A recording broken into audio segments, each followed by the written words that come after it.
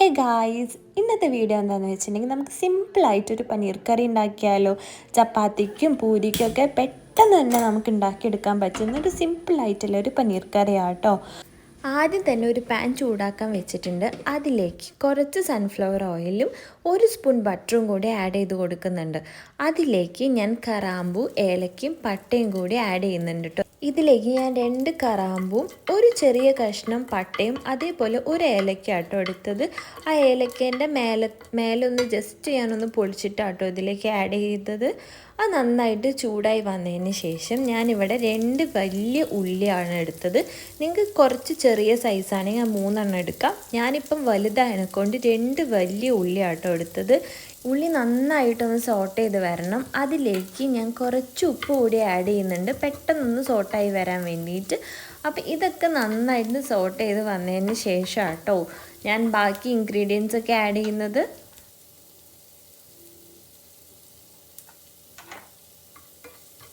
ഉള്ളി ഒന്ന് സോട്ട് ചെയ്ത് വന്നതിന് ശേഷം അതിലേക്ക് ഞാൻ ഇഞ്ചി വെളുത്തുള്ളിയും ആഡ് ചെയ്യുന്നുണ്ട്. നിങ്ങൾക്ക് ഇതിൽ ഇഞ്ചി വെളുത്തുള്ളി പേസ്റ്റ് ആഡ് ചെയ്യാം. ഞാൻ ജസ്റ്റ് ഒന്ന് ക്രഷ് ചെയ്തതാട്ടോ. ഒരു 4 വെളുത്തുള്ളിയും അതേപോലെ ഒരു ചെറിയ കഷ്ണം ഇഞ്ചിയാണ് എടുത്തത്.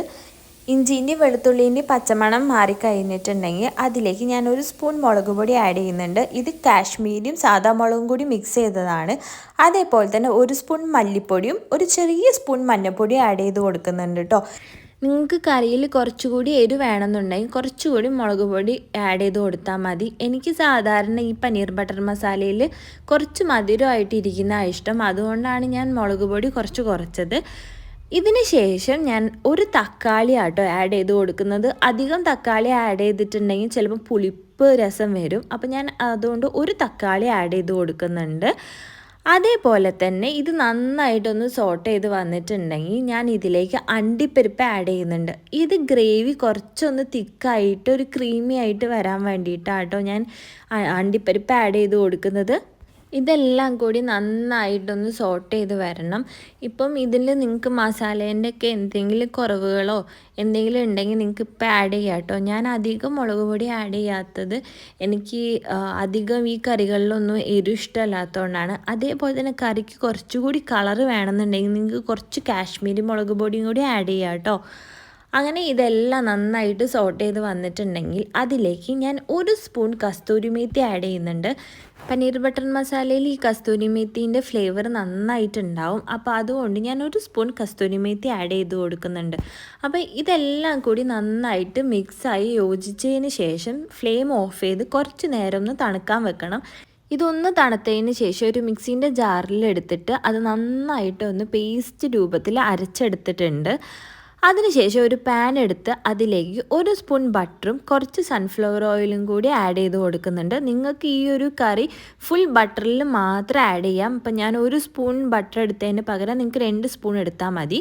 ഞാൻ ഇതിലേക്ക് കുറച്ച് ഏലക്കയും പട്ടയും അതേപോലെ ഗ്രാമ്പും കൂടി ആഡ് ചെയ്ത് കൊടുക്കുന്നുണ്ട് കേട്ടോ. ഇത് ലൈറ്റായിട്ടൊന്ന് ചൂടായി വന്നതിന് ശേഷം നമ്മൾ അടിച്ച് വെച്ചിരിക്കുന്ന ഈ പേസ്റ്റ് ഇതിലേക്ക് ആഡ് ചെയ്ത് കൊടുത്ത് നന്നായിട്ടൊന്ന് മിക്സ് ചെയ്യുന്നുണ്ട്.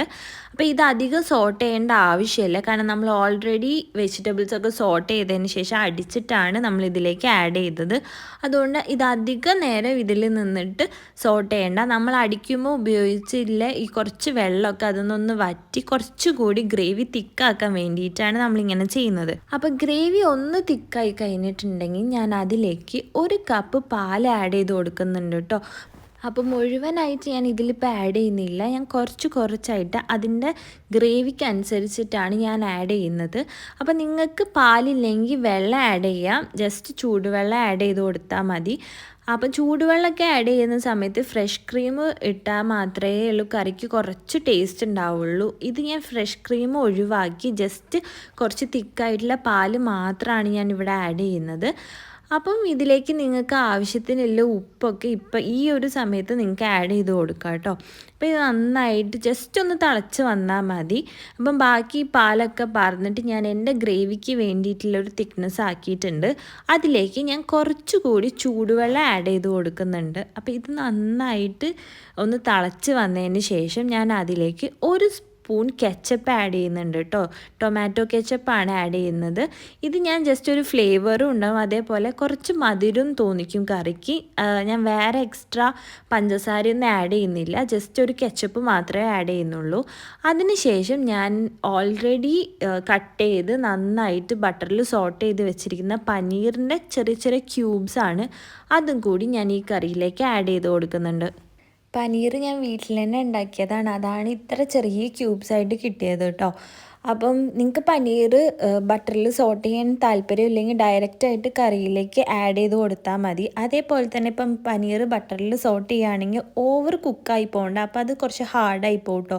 അതേപോലെ കറിയിലാണെങ്കിലും അധിക നേരം പനീറിട്ട് കറി തിളപ്പിക്കരുത്, പനീർ ഭയങ്കര ഹാർഡാവും. അവസാനം ഇതെല്ലാം തിളച്ച് നമുക്ക് കറക്റ്റ് ഗ്രേവി ആയി കിട്ടിയിട്ടുണ്ടെങ്കിൽ ഞാൻ അതിലേക്ക് കുറച്ചുകൂടി കസ്തൂരി മേത്തി ആഡ് ചെയ്ത് കൊടുക്കുന്നുണ്ട് കേട്ടോ. അപ്പോൾ നമ്മളെ പനീർ കറി ഇവിടെ റെഡി ആയിട്ടുണ്ട്. നല്ല ടേസ്റ്റി ആയിട്ടും ഭയങ്കര സിമ്പിളായിട്ട് നമുക്ക് ഉണ്ടാക്കാൻ പറ്റുന്ന ഒരു പനീർ കറി ആട്ടോ. എന്തായാലും എല്ലാവരും ട്രൈ ചെയ്ത് നോക്കൂ. Thank you for watching. അപ്പം ഞങ്ങളെ ചാനൽ ഇഷ്ടപ്പെടുവാണെങ്കിൽ തീർച്ചയായിട്ടും സബ്സ്ക്രൈബ് ചെയ്യാനും അതേപോലെ തന്നെ ഞങ്ങളെ വീഡിയോസ് ഇഷ്ടപ്പെടുവാണെങ്കിൽ ലൈക്ക് അടിക്കാനും മറക്കരുതേ.